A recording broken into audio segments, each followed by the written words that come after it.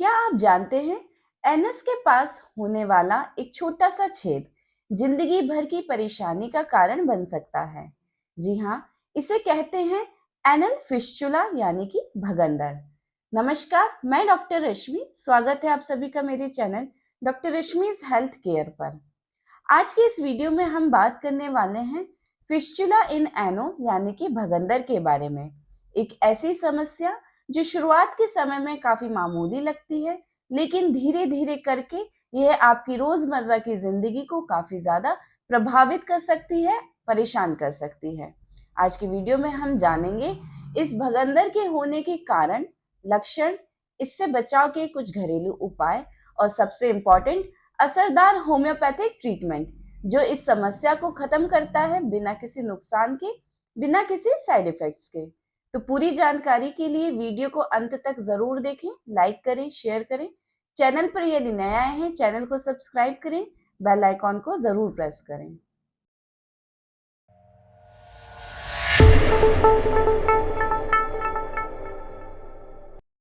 चलिए शुरू करते हैं। सबसे पहले समझते हैं कि यह एनल फिस्चुला होता क्या है। एनल फिस्चुला यानी कि भगंदर एनस के और उसके आसपास की त्वचा के बीच में बना हुआ एक असामान्य रास्ता, मतलब कि एबनॉर्मल ट्रैक्ट होता है। साधारण भाषा में कहा जाए तो एनस के अंदरूनी हिस्से से बाहरी त्वचा तक एक असामान्य रास्ता बन जाता है, एबनॉर्मल ट्रैक्ट का फॉर्मेशन हो जाता है, जिससे कि हर वक्त मवाद यानी कि पस और खून निकलता रहता है। कई बार देखने को मिलता है कि यह एक तरह के फोड़े का फॉर्मेशन होता है, एब्सिस का फॉर्मेशन होता है। और जब यह फोड़ा यानी कि एब्सिस बार बार बनता है, बार बार पकता है, तो धीरे धीरे करके यह एक स्थायी रास्ता का फॉर्मेशन कर लेता है। और इसी रास्ते को, इसी ट्रैक्ट को हम एनल फिस्चुला का नाम देते हैं। इस एनल फिस्चुला के फॉर्मेशन के पीछे कई कारण होते हैं, जिसमें से सबसे मेन कारण होता है बार बार फोड़े का फॉर्मेशन होना। मतलब कि अगर एनल एब्सिस बार बार बन रहा है, जो कि बार बार पक रहा है, तो यह फिस्चुला का फॉर्मेशन करता है। इसी के साथ में जो भी व्यक्ति क्रॉनिक कॉन्स्टिपेशन से परेशान रहते हैं, क्रॉनिक कॉन्स्टिपेशन रहता है जिनको, उनमें यह फिस्चुला का फॉर्मेशन काफी ज्यादा आम होता है।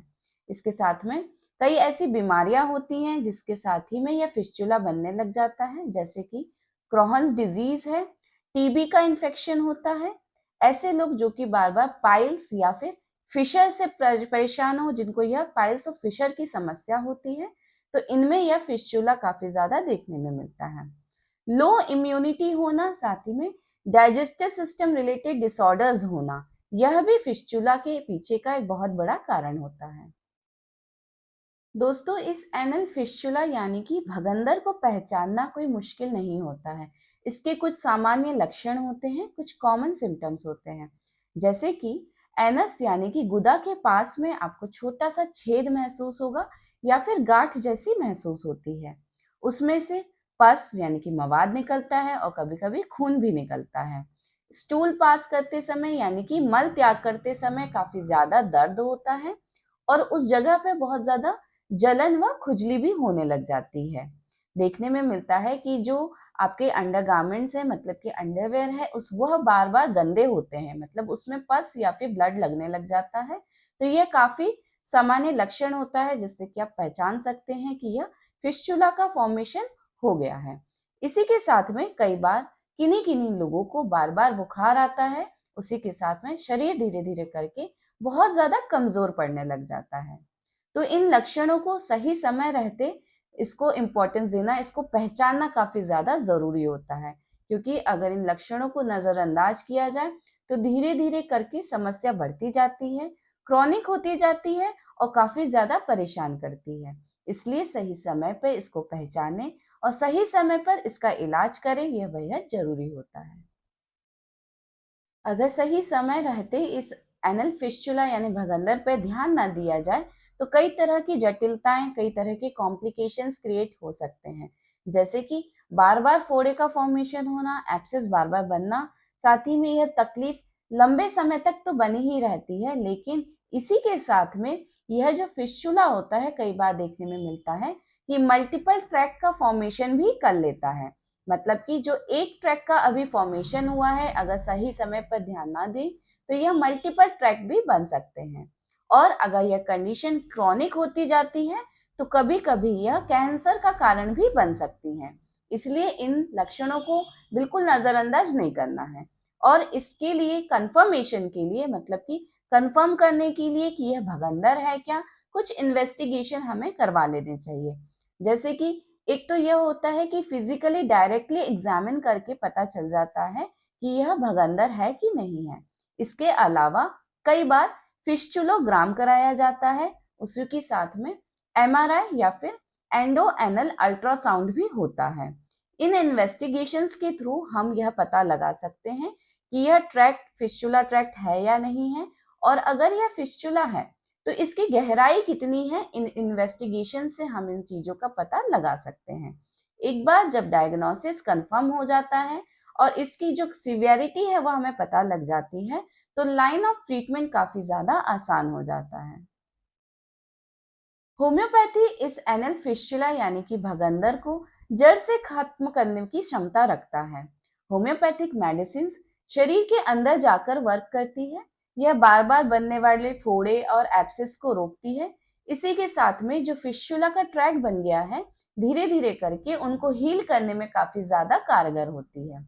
इसमें सबसे पहले हम बात करेंगे मेडिसिन सैलिशिया 30 के बारे में। यदि जो फिस्चुला बना है इसमें बहुत ज्यादा पस बन रहा है, बहुत ज्यादा पस का डिस्चार्ज हो रहा है, वह रुक ही नहीं रहा है, तो इस पस को सुखाने में, इस पस के डिस्चार्ज को रोकने में यह साइलिशिया 30 मेडिसिन काफी ज्यादा असरदार होती है। अगली दवा है हेपासल्फ 30। यदि जो स्किन है बहुत ज्यादा सेंसिटिव हो गई है, जो एनएस के आसपास की स्किन है बहुत ज्यादा सेंसिटिव है, उसमें बहुत ज्यादा दर्द हो रहा है, हल्की छुअन से ही दर्द हो रहा है, तो ऐसी कंडीशन में यह हेपासल्फ 30 मेडिसिन बेहद ज्यादा असरदार होती है। नेक्स्ट मेडिसिन है कैलकेरिया सल्फ 6x। यदि जो पस का डिस्चार्ज हो रहा है वह बहुत ज्यादा गाढ़ा है, थिक है, साथ ही में उसका कलर पीला है, मतलब कि पस जो है वह बहुत ज्यादा थिक है, येलोइश इन कलर है, तो इस पस के डिस्चार्ज को रोकने में यह कैलकेरिया सल्फ 6x मेडिसिन काफी ज्यादा असरदार होती है। अगली दवा है मायरेस्टिका क्यू। मायरेस्टिका का मदर टिंचर एक बेहतरीन एंटीबायोटिक प्रॉपर्टी रखता है। यह ट्रैक्ट के अंदर जो भी इंफेक्शन हुआ है, ट्रैक्ट में जो एब्सेस बना हुआ है उसको खत्म करता है और धीरे धीरे इस ट्रैक्ट को पूरी तरह से हील करने में काफी ज्यादा मददगार होता है। अगली दवा है ट्यूबरक्युलिनम 1M। जब अगर आपका फिस्चुला बहुत ज्यादा पुराना हो गया है, क्रॉनिक कंडीशन हो गई है, स्टबन फिस्चुला है, जो हर तरह की दवा ले चुके हैं उसमें कोई असर नहीं पड़ रहा है, तो ऐसी कंडीशन में ट्यूबरक्युलिनम 1M मेडिसिन 15 दिन में एक बार एक डोज लेना है, इसका काफी ज्यादा असरदार होती है। मतलब कि यह मेडिसिन एक तरह की इंटरकरेंट मेडिसिन के तौर पर 15 दिन में एक बार लेना है। स्टबन केसेस में यह काफी ज्यादा इफेक्टिव होती है। लेकिन ध्यान रहे यह सभी होम्योपैथिक मेडिसिन आपके फिजिकल सिम्टम्स के साथ साथ आपके कॉन्स्टिट्यूशन पे भी बेस्ड होती हैं। इसलिए कंप्लीट क्योर के लिए, बेहतर इलाज के लिए जरूरी है किसी एक्सपर्ट होम्योपैथ से कंसल्ट करने के बाद ही इन दवाइयों का सेवन किया जाए, क्योंकि एक एक्सपर्ट होम्योपैथ आपकी प्रॉपर केस टेकिंग करेगा, प्रॉपर मेडिसिन का सिलेक्शन करेगा, फिर उस मेडिसिन के प्रॉपर डोज से, सही रेपिटेशन से, सही पोटेंसी से आपको कंप्लीट क्योर इजीली मिल सकेगा। इन होम्योपैथिक मेडिसिन के साथ ही में भगंदर से रिलीफ पाने के लिए कुछ घरेलू उपाय, कुछ होम रेमेडीज भी आप अपना सकते हैं। इसमें सबसे पहले एक इम्पॉर्टेंट टिप आता है सीड्स बाथ। मतलब कि इसमें आपको दिन में 2 से 3 बार एक टब में हल्के गुनगुने पानी में बैठ के देखना है। 10 से 15 मिनट आप इस गर्म पानी में बैठेंगे तो जो आपको एनल रीजन में सूजन हो रही है, जलन है, दर्द है, और साथ ही में जो फिस्चुला में एब्सेस बन रहा है, उससे काफी जल्दी राहत मिलती है, रिलीफ मिलती है। नेक्स्ट आपको आपके खान पान पे भी बेहद ज्यादा जरूरी है ध्यान देना। मतलब कि अगर आप बहुत ज्यादा तला भुना मसालेदार खाना खाते हैं तो इन सभी चीजों से आपको बिल्कुल परहेज करना है। आपकी डाइट में जरूरी है कि फाइबर का प्रॉपर इनटेक हो। मतलब कि हरे पत्तेदार सब्जियां खाएं, दलिया खाएं, फ्रूट्स खाएं, सैलेड्स खाएं। बॉडी में जितना प्रॉपर फाइबर जाएगा उतना ही आप कब्ज यानी कि कॉन्स्टिपेशन से दूर रहेंगे। साथ ही में पानी की भरपूर मात्रा लें। दिन में कम से कम 2.5 से 3 लीटर पानी जरूर पिएं। भरपूर मात्रा में पानी पीने से कब्ज की शिकायत से दूर होती ही है, साथ ही में बॉडी के अंदर जितने टॉक्सिन्स रहते हैं वह सब भी निकल जाते हैं। इसके साथ ही आप हल्दी वाला दूध भी पी सकते हैं। रात में कोशिश करें कि हल्का गुनगुना हल्दी वाला दूध पिए। इसमें बहुत ही अच्छी एक एंटीसेप्टिक प्रॉपर्टी होती है, जिससे कि एब्सेस को, जो घाव बन गया है, वो भरने में और इन्फेक्शन को रोकने में यह काफी ज्यादा मददगार होता है। हल्का फुल्का व्यायाम करें, साथ ही में डाइट पे ध्यान दें, हल्की फुल्की एक्सरसाइज करें, ज्यादा हैवी एक्सरसाइज नहीं करनी है, हल्का फुल्का व्यायाम करें। अगर आप होम्योपैथिक मेडिसिन के साथ में इन सभी टिप्स को फॉलो करते हैं तो यह फिस्चुला की समस्या धीरे धीरे करके जड़ से खत्म हो जाती है।